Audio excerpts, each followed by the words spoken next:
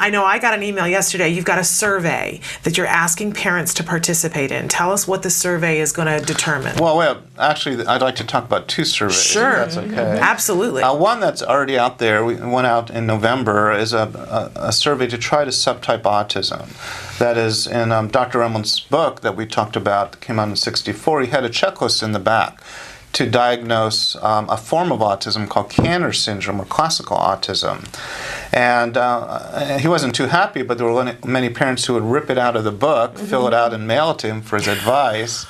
But by having a lot of parents write to him, he realized that there were other things that should be added to the checklist. So he modified it a few years later, and he kept distributing it, translating to many different languages.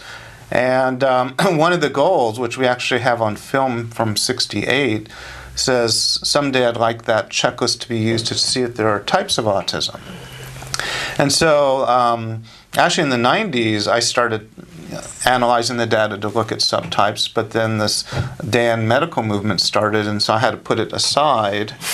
And about 3 or 4 years ago, a graduate student came to me who's actually in computer science, says, I know a lot about clustering, subtyping.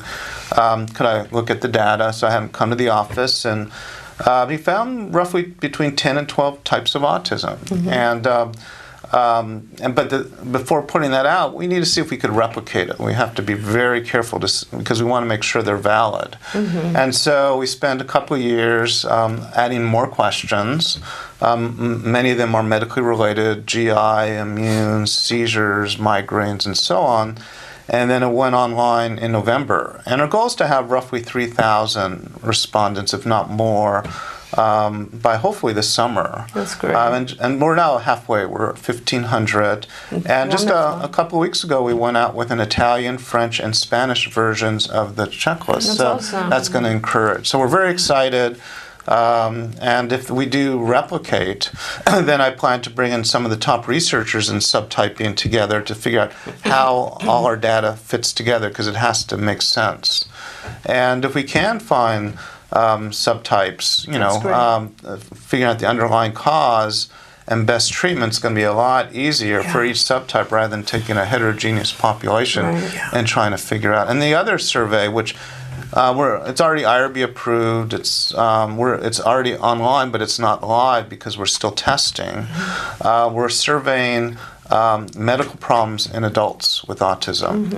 Wow! Because there is some indication that medical problems are more common in adults than children, and so our goal is to see if that's true, and then try to also relate it to some of the sensory issues, because there's a lot of talk about sensory issues being associated with medical problems. And actually there was a study, I think it was last year, that surveyed over 100 people and found that those who had GI problems were also more likely to have sensory problems.